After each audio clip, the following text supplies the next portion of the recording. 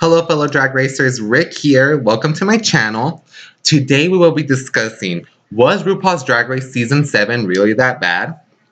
I know it's been a year and a half since the season aired, and we're currently in the middle of All-Star Season 2, but I think we should touch back on the topic now that we've had a couple of months to think about, was Season 7 up to par to the rest of the seasons of RuPaul's Drag Race? Season 7 did offer some positive aspects. They were very fashion centric, which I did like, and they did have very fashion forward girls like Miss Fame and Max and Pearl and Violet Chachki and even Katya and Trixie at sometimes. The problem, though, was that this season really didn't focus on fashion challenges or construction challenges. At the beginning, they made it seem like they were, with the first challenge being a fashion show and then the main challenge being constructing a garment. But after that, it kind of dwindled and really focused on just acting challenges. Now, a drag queen does need to know how to act and evoke emotion, but I feel like this season didn't have a fair balance between the acting challenges, the creation challenges, and other different challenges that Ru has presented in the past. Um, I think that this allowed some of the queens to move farther ahead than they should have, and also eliminated some of the queens that could have made it a lot farther.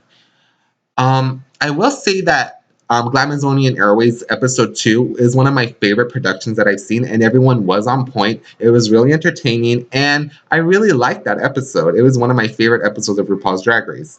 But after that, it kind of took a nosedive. Episode 3 to 7 were all mostly acting challenges. I know episode 7 was Snatch Game, which we all liked, but then again, it was another acting challenge right after an acting challenge. And that can be a problem. It gets a little repetitive. Now, I am going to say that this season could have benefited a lot more from showing more of the queens. The issue I had was that they introduced the Candy Ho edit, which is having a queen that doesn't really get much exposure while they're there. And I think she suffered the most from this because they really did not show her. You barely knew that she was there. If you're casting 13 or 14 queens, you should show all of them somewhat equally. I know some of them are going to be shown more because they might make it farther in the competition or for certain reasons, but to not show them at all is kind of an issue.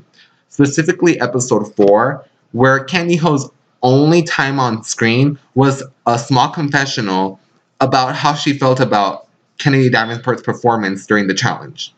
It's like, okay, why is she there if she's not going to say anything? Or is this just the editor's choice to label her as the black sheep of this season? I mean, black horse? I don't know. We'll see. I also think Mrs. Kasha Davis got a little bit of that edit. Not as bad as Candy Ho, but she definitely got displayed a lot less than some of the other queens did.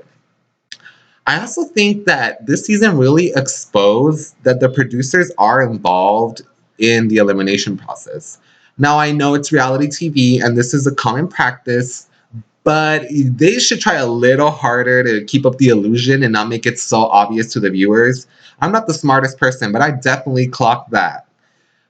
I think that the whole Trixie Mattel going home episode was rigged so that the whole movement of bring Trixie back would be created and draw more viewership to the show. But in reality, it exposed that the elimination process isn't as fair as we thought it was. If you watch the episode, although we don't get to see all the critiques, Trixie Mattel got an alright critique compared to Pearl, who was in the bottom 2, and compared to Candy Ho, who was in the bottom 3. Those two queens should have lip synced for their life, but I think the problem was then Candy Ho would have sent Pearl home, and there would have been no more eye candy left for all of us, which is part of the reason why I still watch, because Pearl is really fucking cute. But being fucking cute doesn't make you a fucking awesome drag queen. Now, the other issue I had with this, which is one of the main issues, was Untucked. Untucked was so boring.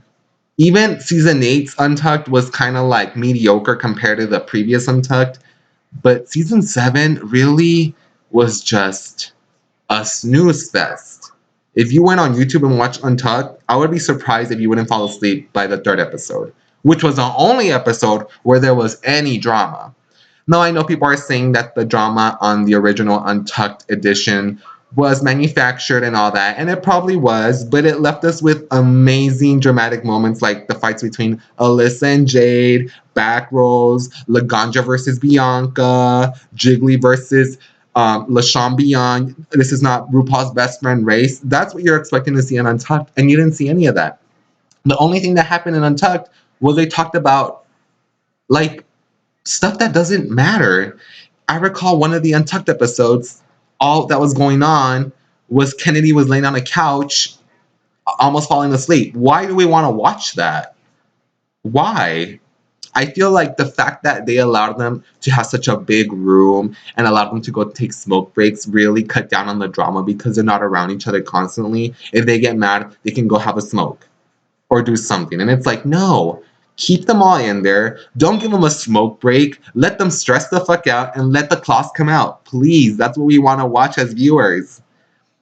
I also think that this season just did not compare at all to what season 6 already had left behind, because season 6 was such a good season. It had such big personalities. And this season just didn't live up to those standards. The really standouts that I think of now are Katya and Trixie, who seem to be the most popular girls now from the season. I mean, even Violet Chachki, after her win, I really haven't heard much from her. I don't know if that's their personality or if it's the fact that they were on season 7 and it was portrayed in such a negative way. I'm not the only one who thinks this. If you watch All Stars, even Ginger and Katya have mentioned that season 7 was lackluster, and they're trying to redeem themselves on All Stars too. I think that season 7 could have benefited from a much better writing team, which even RuPaul noticed because he fired his whole writing team and replaced them with a whole new set for season 8, which really helped because season 8 brought it back to the standards that we were expecting for season 6. But I mean, in this case, I don't really know who to blame. I don't know if I should blame the queens. I don't know if I should blame Logo TV. I don't know if I should blame the producers. I don't know if I should blame Ru or Michelle, or I don't know. But season 7 just did not compare to the other ones. And that's disappointing because I was expecting a lot from it. Now, now that a few months have passed, I mean, I look back at it and it's not as bad as I thought it was when I first watched it. But let's just say this. If a marathon of season 7 of RuPaul's Drag Race was on, I wouldn't watch all the episodes. Whereas if a marathon of season 5 was on, I would watch all the episodes.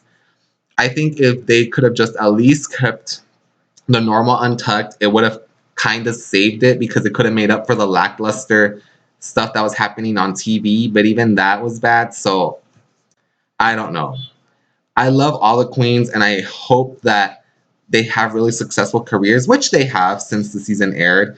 But I think that this season really didn't do as much of a service for them as other ones. And I really wish it would have been a different way.